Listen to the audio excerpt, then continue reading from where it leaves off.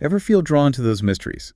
You know, the ones where the clues are just scattered across these frozen landscapes, and you just can't help but want to piece them together. Yeah, there's just something about the unknown, especially when it's buried under ice and snow for centuries. Makes you wonder what secrets are waiting to be thawed out, right? Absolutely. And that's exactly what we're diving into today. We're talking about the disappearance of Sir John Franklin's expedition in the Canadian Arctic. Ah, Franklin. It's a story that grabs you from the get-go. You've got these two ships, packed to the brim with the latest tech, enough provisions to last a lifetime, it seemed like. Vanished. Poof.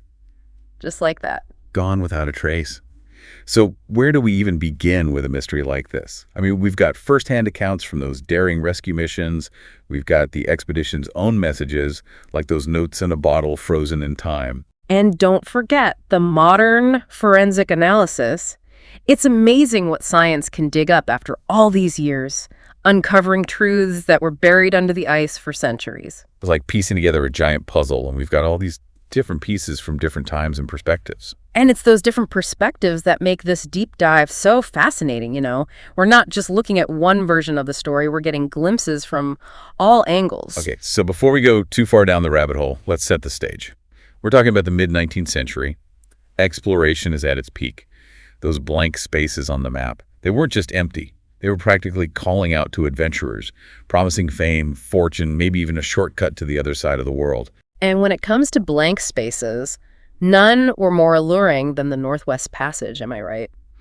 That mythical sea route through the Arctic, treacherous as could be, but if you could conquer it. A shortcut from Europe to Asia. It was the ultimate prize. And that brings us to the man himself, Sir John Franklin. This wasn't some rookie explorer. He'd tangled with the Arctic before, knew its icy breath. What was his track record like? He was a veteran, for sure. Multiple expeditions under his belt, mapped huge chunks of unexplored territory, endured conditions that would make most people turn back and run for the nearest fireplace. He'd proven he could handle whatever the Arctic threw at him. So this wasn't just a casual stroll through the Arctic for him. This was a mission with a capital M.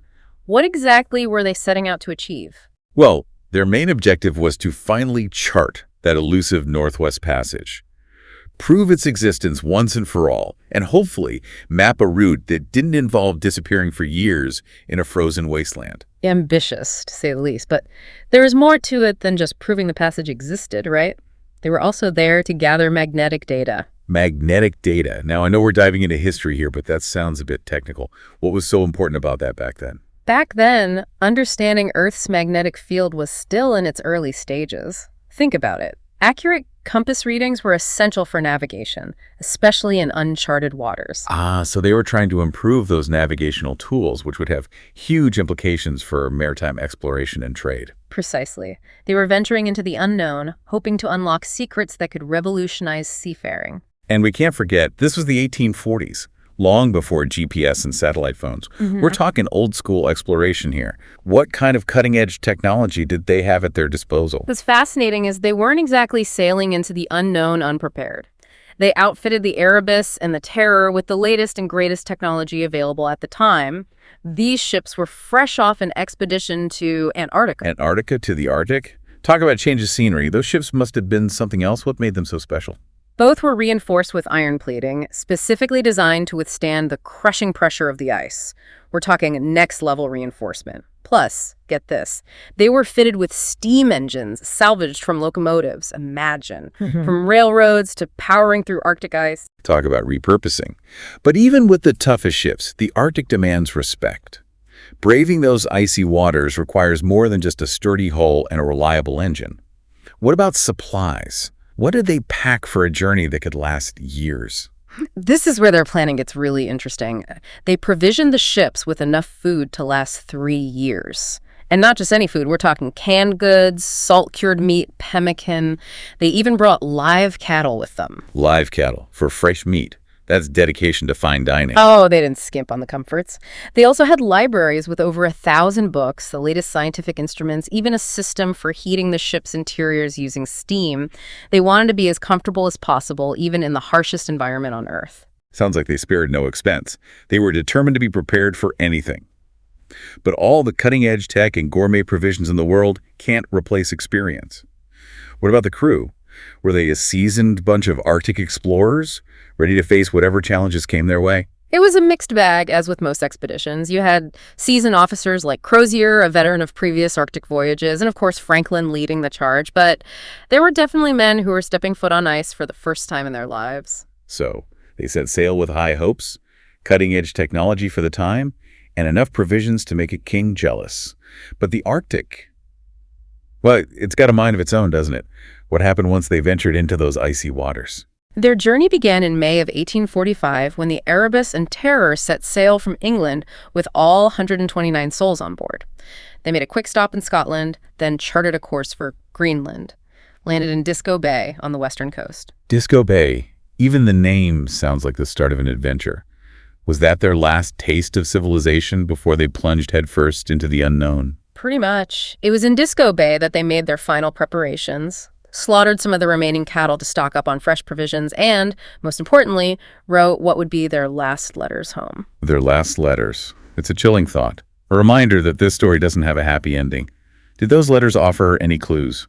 Like a glimpse into life on board, or maybe even hints of what was to come? Some letters do provide a fascinating look into the atmosphere on the ship. For instance, a few mention that Franklin was a stickler for rules he'd banned swearing and drinking among the crew. Can you imagine? No sailors' oaths, no grog rations.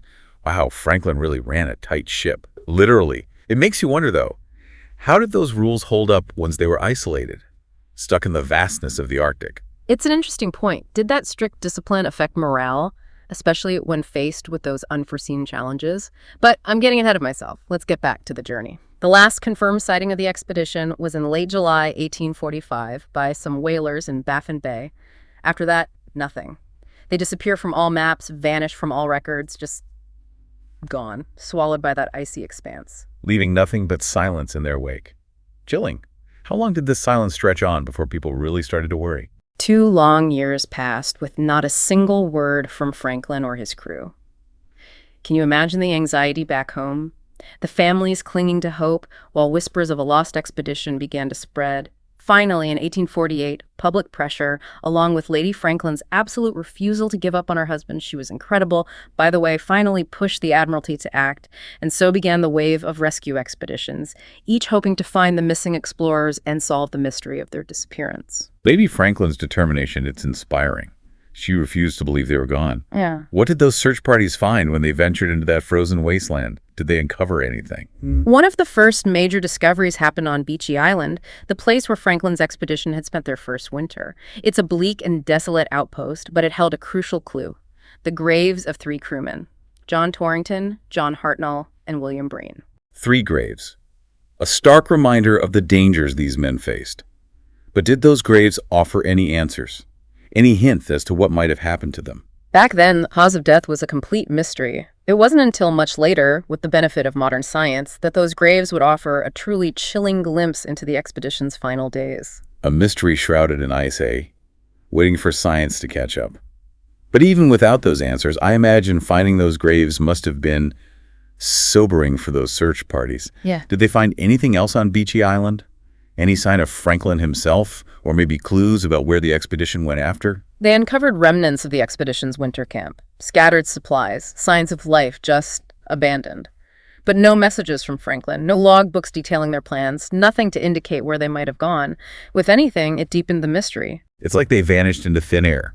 Did any of the other search expeditions have any luck? In 1854, a vital piece of the puzzle emerged, and not from where you might expect. It wasn't a naval expedition, but an explorer named John Ray. He was working for the Hudson's Bay Company, surveying the Boothia Peninsula, when he had a fateful encounter with a group of Inuit. The Inuit. Now, they were the true experts of that unforgiving environment. What did they tell John Ray? What do they know? They told him a chilling story. They'd encountered a group of white men far south of where the ships were last seen.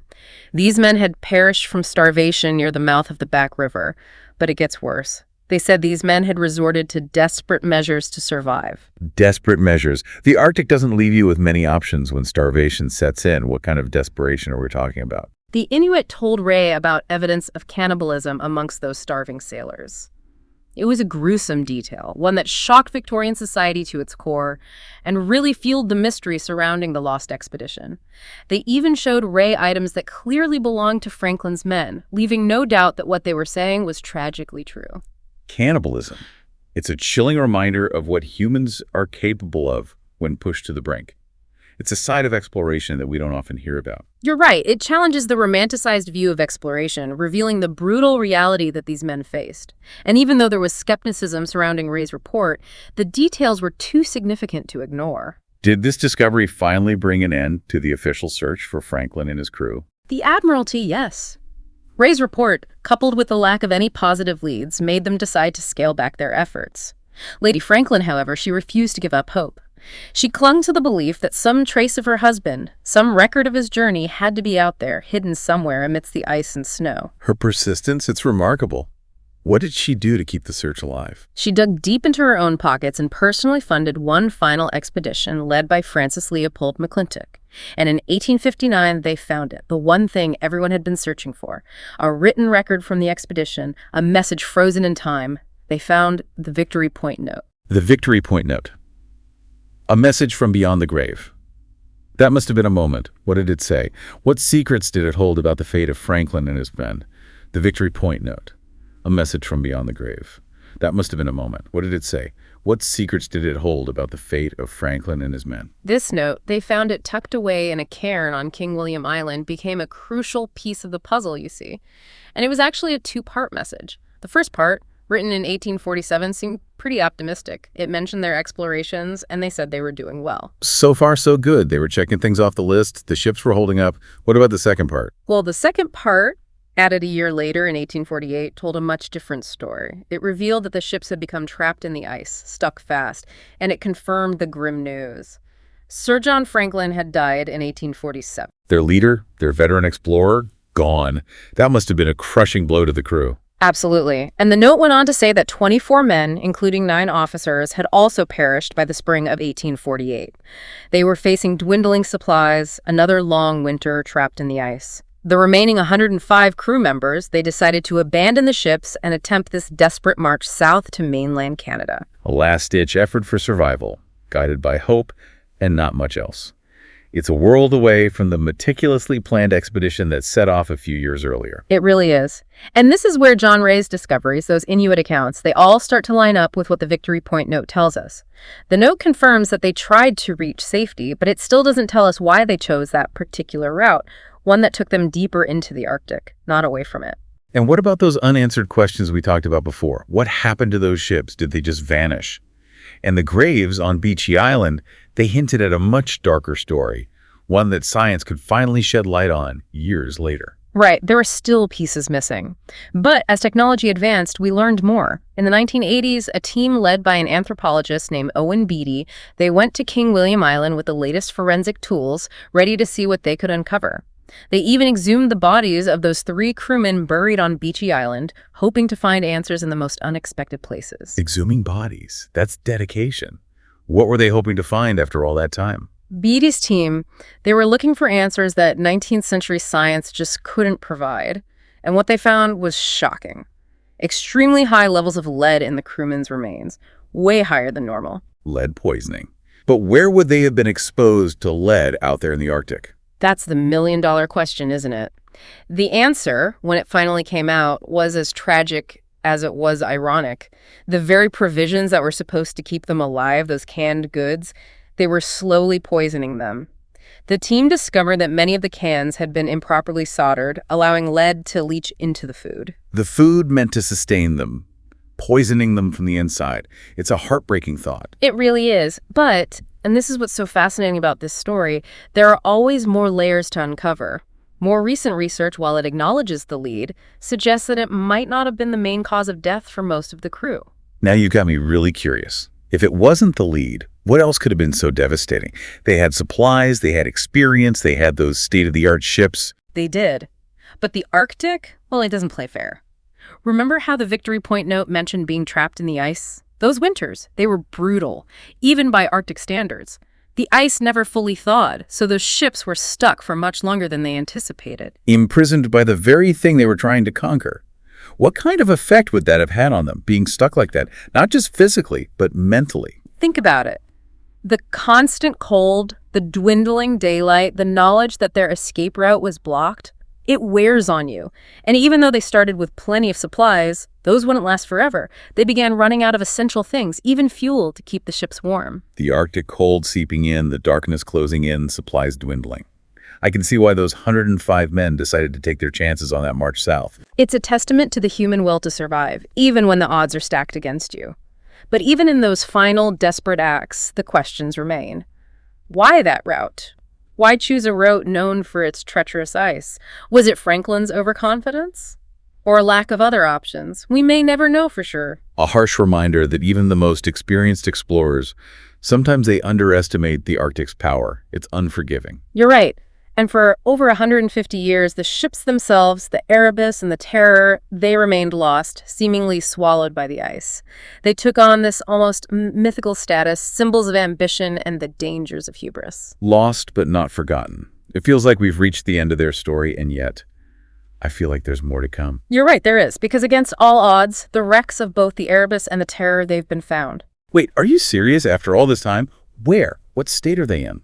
In 2014, a Canadian team, they located the wreck of the Erebus off the coast of King William Island in relatively shallow water. And then, 2 years later, they found the Terror remarkably well preserved south of the island in a place called, and this is true, Terror Bay. It's incredible to think that after all these years, those ships, the silent witnesses to this whole mystery, have been found. What does this mean for our understanding of the expedition? Can these wrecks finally give us the answers we've been searching for? It's like those ships were preserved by the very ice that claimed the expedition, frozen in time. Divers and researchers are carefully documenting everything, hoping to find artifacts, documents, maybe even Franklin's lost journals. Imagine what those could tell us about his decisions, about the crew's final days. It's a powerful thought. Even in the depths of the Arctic, history can be preserved, waiting for the right moment to come to light. The Franklin expedition, even today, it keeps teaching us about the allure of the unknown, the limits of ambition, the delicate dance between conquering nature and respecting its raw power. It's a story that stays with you. And as we've seen, it's a story that's still being written. The discovery of the Erebus and the Terror, it breathes new life into the mystery, offering that tantalizing possibility of finally uncovering what really happened. But even if those answers remain elusive, the story itself is a testament to that very human need to explore, to understand, to make sense of the world, even when faced with the unimaginable. Absolutely. If you're as captivated by this story as we are, we encourage you to delve deeper. Explore the accounts of those brave explorers, immerse yourselves in the Inuit perspectives, and uncover the scientific discoveries that have reshaped our understanding of this tragedy. Who knows? Maybe you'll even piece together your own conclusions about what really happened during those fateful years in the frozen Arctic.